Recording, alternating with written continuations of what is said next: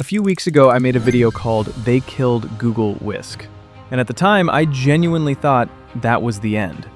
Google shut it down. Creators moved on. I moved on. But then something happened that I wasn't expecting. Google Whisk is back.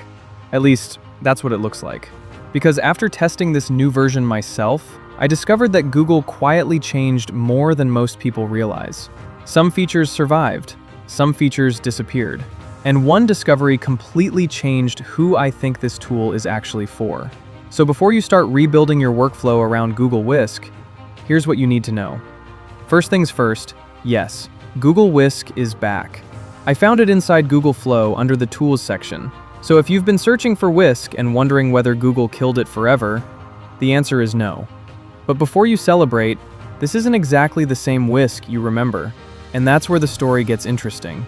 For anyone who missed the drama, Google Whisk became popular because it made image creation ridiculously simple. Instead of writing long prompts, you could mix subjects, scenes, and styles visually. A lot of creators built workflows around it. Then, Google removed the standalone version. Most people assumed it was gone, including me. But it turns out Google wasn't killing Whisk. They were relocating it. And that decision changed more than I expected. Because the moment I started testing it, I found something missing almost immediately. And honestly, I wasn't expecting it. While exploring Google Flow recently, I wasn't even looking for Whisk. Then I spotted something surprising. Hidden inside Google's growing collection of experimental tools. There it was, Whisk.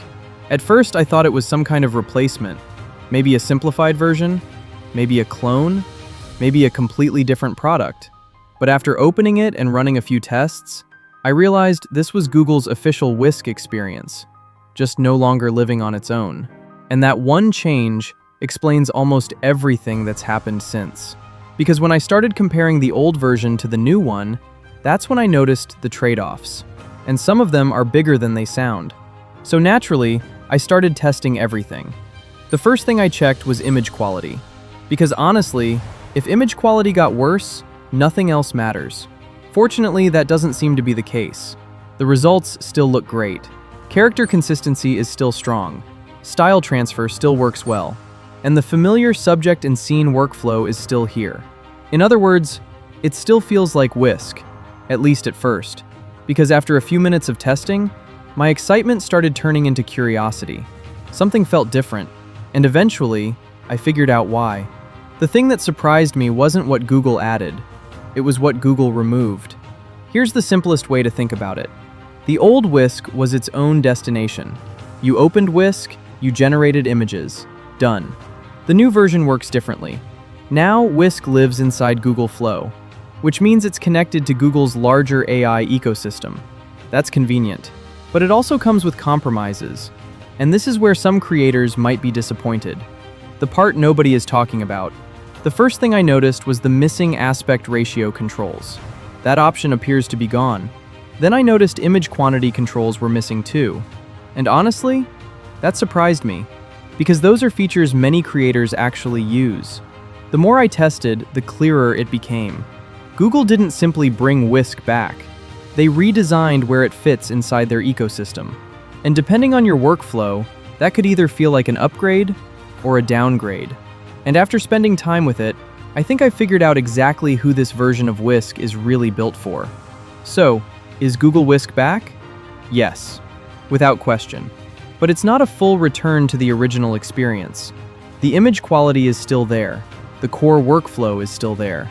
The familiar Whisk feeling is still there. But some of the controls that power users relied on are gone.